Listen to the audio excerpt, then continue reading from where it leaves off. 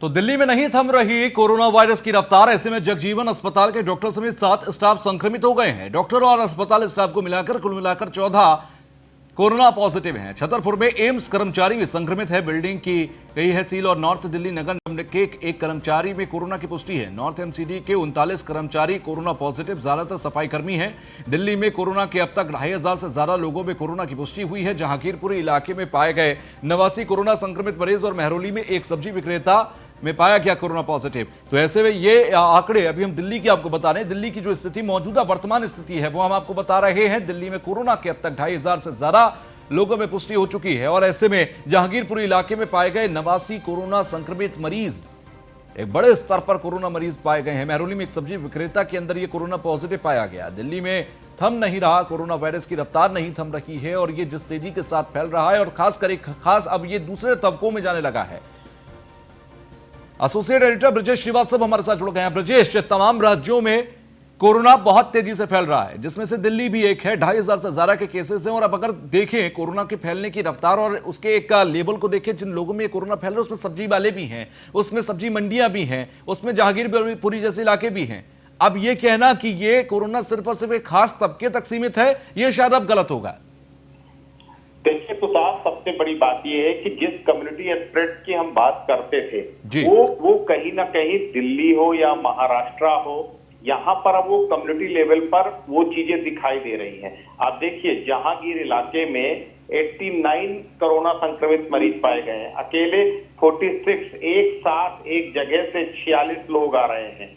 अभी जिस तरीके से शहदरा में सामने आया जो है, जगजीवन अस्पताल में 7 लोग जो है संक्रमित पाए गए। तो इस तरह से अलग अलग लेवल पर जिस तरह से आ रहा है, अभी मेहरौली में जो सब्जी विक्रेता है वो कोरोना संक्रमित पाया गया। तो अभी जिस लोअर लेवल पर जिस तरह से पहुंच रहा है, ये संक्रमण दूसरे से तीसरे से चौथे तक पहुंचना अब कोई बहुत देर की बात नहीं रही। तो कहीं ना कहीं ये चिंता की बात है। और सबसे बड़ी बात ये है कि जब कम्युनिटी स्प्रेड होता है तो कम्युनिटी स्प्रेड में लोअर कम्युनिटी में ये पहुंचता है और उसके बाद एक से दूसरे से तीसरे में जिसकी प्रॉपर केस स्टडी नहीं होती वही कम्युनिटी स्प्रेड होता है। अब ये उसी तरफ आगे बढ़ रहा है। दिल्ली में तेजी से रफ्तार बढ़ रही थी। 24 घंटे में 128 से ज्यादा मामले सामने आ चुके। तो अब ये अपने आप में चिंताजनक हो रहा है। तमाम रोकने के जो प्रयास है वो नाकाफी साबित हो रहे हैं। वो एक सबसे बड़ी समस्या है। आप देखिए एमसीडी के कर्मचारी इस वक्त जो है कोरोना संक्रमित है, पुलिस वाले इस समय कोरोना संक्रमित है, डॉक्टर कोरोना संक्रमित निकल रहे हैं, डॉक्टरों के साथ साथ जो मेडिकल स्टाफ है वो कोरोना संक्रमित निकल रहा है। तो अब आप किस तरीके से मानेंगे कि ये कम्युनिटी लेवल पर स्प्रेड कर रहा है?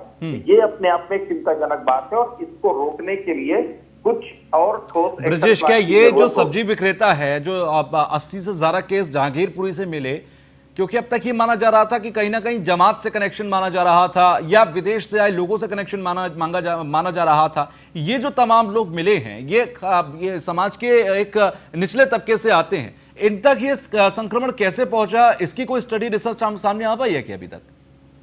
देखिए सबसे बड़ी बात यह है कि जिस तरीके से हम लोगों ने देखा कि पता चला एमसीडी के नॉर्थ एमसीडी के कर्मचारी जो 39 कर्मचारियों में पाया गया, वो तमाम सफाई कर्मचारी हैं जिनमें कोरोना संक्रमण के मामले सामने आए। जिस तरीके से वो तमाम बड़े हाई राइज बिल्डिंग्स में काम करते हैं, तमाम सड़कों पर वो जो है सफाई का काम करते हैं, संक्रमण उन तक पहुंचा। उनके बाद एक दूसरे तीसरे से चौथे में ये संक्रमण पहुंचा।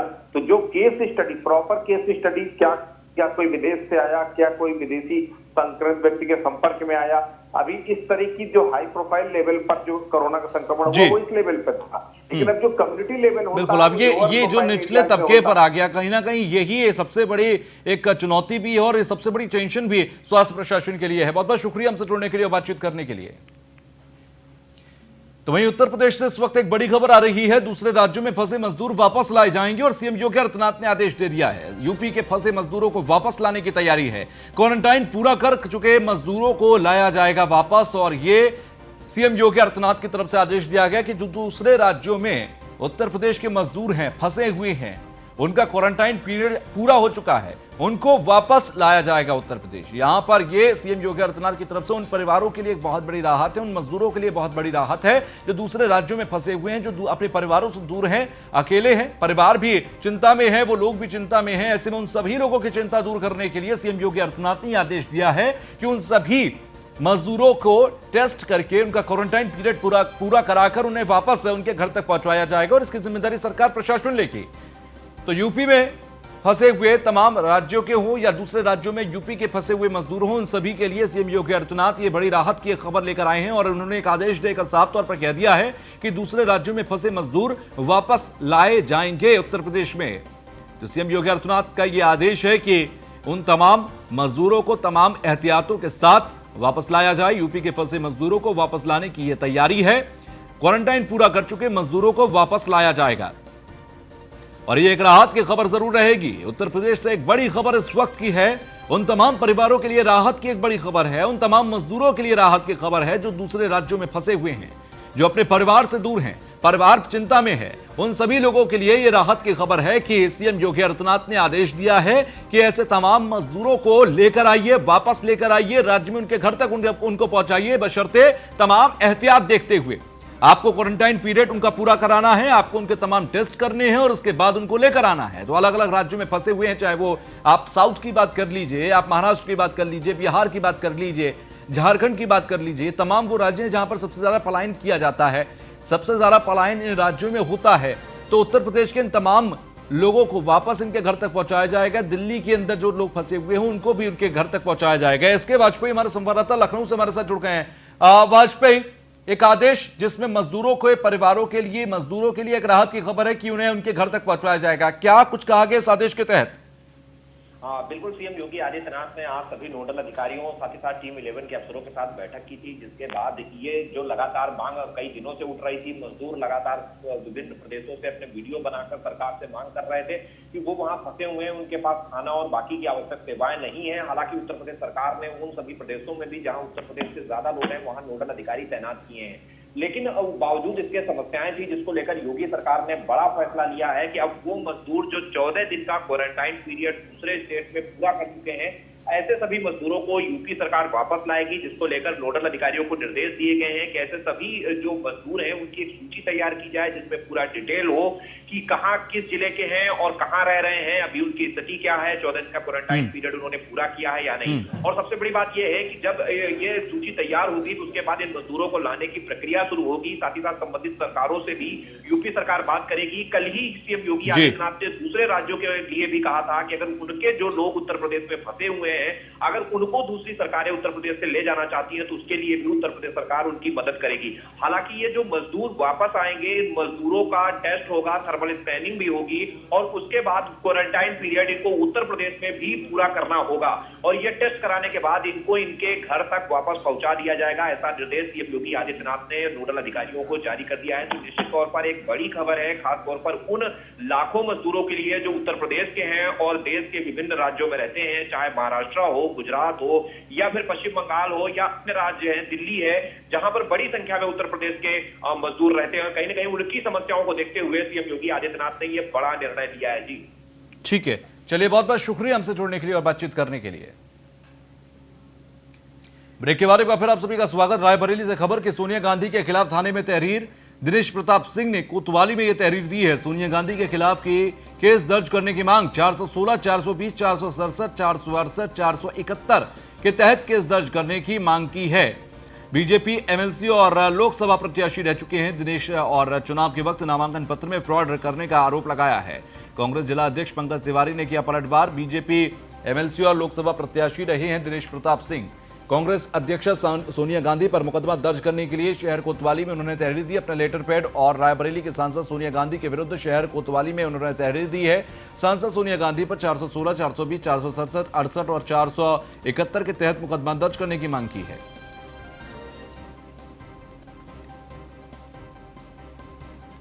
महाराष्ट्र के पालघर में 2 निर्दोष साधुओं की हत्या की जाती है और कोई जवाब उसका नहीं आता और कांग्रेस की सरकार, साझा सरकार महाराष्ट्र में है।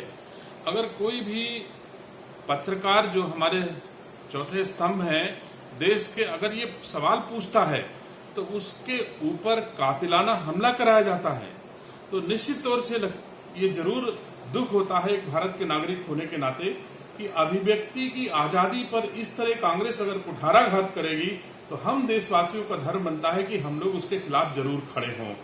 हमने देखा कि गांधी परिवार ने छद्म रूप लेकर के, चाहे नेहरू नाम आया हो, चाहे गांधी नाम आया हो, चाहे आज सोनिया नाम आया हो, तीनों नाम का कोई अस्तित्व नहीं है और इन तीनों नामों से देश को छला गया।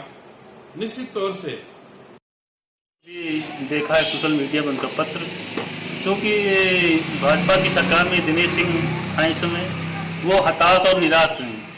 वो समझ रहे हैं कि आगे हमको न एमएलसी बनना है, न हमको जिला पंचायत हमारा अध्यक्ष बन पाएगा। इसीलिए चूंकि हताश और निराश हो गए हैं, इसलिए अनर्गल इस तरह के वो कार्य कर रहे हैं। अभी तक वो कांग्रेस में थे तो सोनिया गांधी जी को वो अपनी माँ मानते थे। हमने भी इनके भाषण सुना है, आप लोग भी हमारे समझ से आपके पास भी क्लिप उसकी होंगी। उन्होंने कहा था कि एक हमारी ये माँ सोनिया भी हैं, एक हमारी माँ पंचवटी में रहती हैं। इस तरह के वक्तव्य वो कह रहे थे। प्रियंका जी को अपना वो बहन मानते थे, आज वो उन्हीं के खिलाफ अनर्गल बेबुनियाद, जिसकी कोई सत्यता नहीं है, उसमें वो भाषण दे रहे हैं केवल अपनी सस्ती लोकप्रियता हासिल करने के लिए। तो लॉकडाउन में युवतियों का पर चढ़ा घूमने का बुखार और देर रात अपने दोस्त के साथ ये घूमने के लिए निकली। लॉकडाउन पार्ट 2 में लखनऊ की चौथी तस्वीर सामने आई। पुलिस के रोकने पर गुमराह करने लगी युवती और घंटे भर तक हजरतगंज पुलिस को गुमराह करती रही युवतियां। तो घूमने के लिए ये युवतियां अपने दोस्तों के साथ निकली थी और यहां पर हजरतगंज पुलिस ने इनको रोका तो घंटे भर तक ये पुलिस को गुमराह करती रही। तो पुलिस को रोकने पर गुमराह करती रही ये युवतियां। 1 घंटे तक यहां पर ये ड्रामा चलता रहा। बीती रात का ड्रामा हम आपको दिखा रही हैं।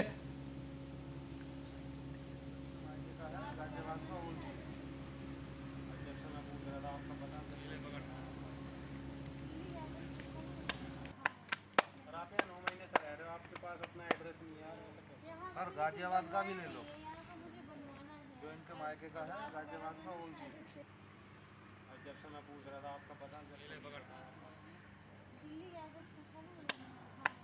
सर, आप यहाँ 9 महीने से रह रहे हो, आपके पास अपना एड्रेस नहीं है सर, गाजियाबाद का भी ले लो।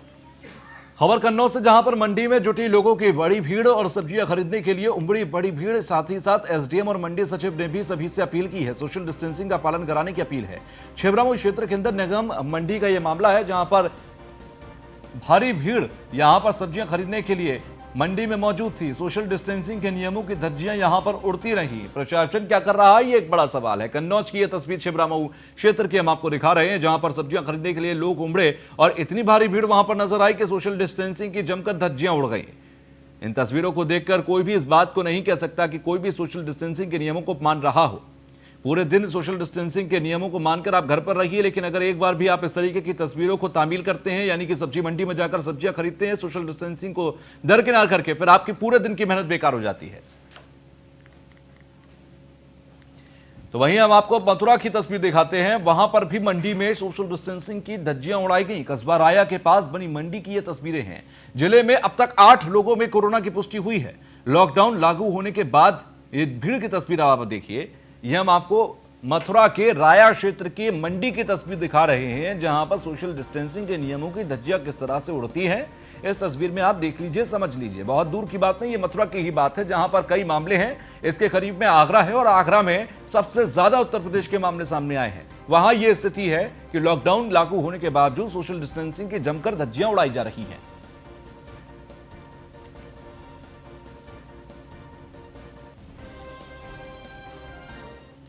तो लॉकडाउन में गरीब, बेसहारा और भिखारियों की जिंदगी पर बुरा असर पड़ रहा है। अब जालौन जिले से एक तस्वीर सामने आई है, जहां पर कालपी कोतवाली में तैनात दरोगा रविशंकर मिश्र खाना खाने के लिए बैठे ही थे कि वहीं एक भिखारी पहुंच गया। इस दौरान दरोगा ने भूखे भिखारी को अपना खाना दे दिया और खुद नहीं खाया, जिसका पूरा वीडियो सोशल मीडिया पर वायरल हो गया।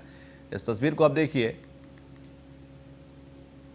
तो खाना खाने ही वाले थे दरोगा साहब, लेकिन एक भिखारी सामने आ गया तो उन्होंने अपना पूरा खाना उठाकर उस भिखारी को दे दिया। तो ये तस्वीर जालौन से सामने आई है।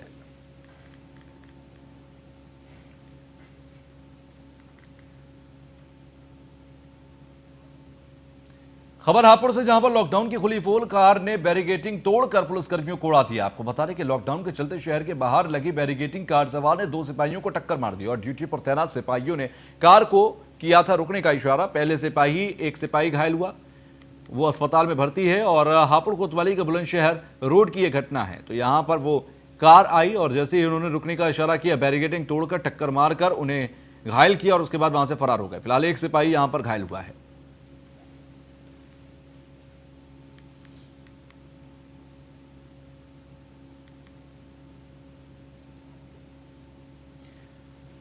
तो लॉकडाउन के चलते शहर के बाहर लगी थी बैरिकेटिंग और इस बैरिकेटिंग पर खड़े थे 2 सिपाही। और इन दोनों सिपाहियों की अगर बात करें तो इनमें से एक बुरी तरह जख्मी हुआ है, जिसे अस्पताल ले जाया गया है। फिलहाल बैरिकेटिंग लगाई हुई थी शहर के बाहर और वहीं पर यह कार आई थी। जब सिपाहियों ने रुकने का इशारा किया तो वो टक्कर मारकर फरार हो गए।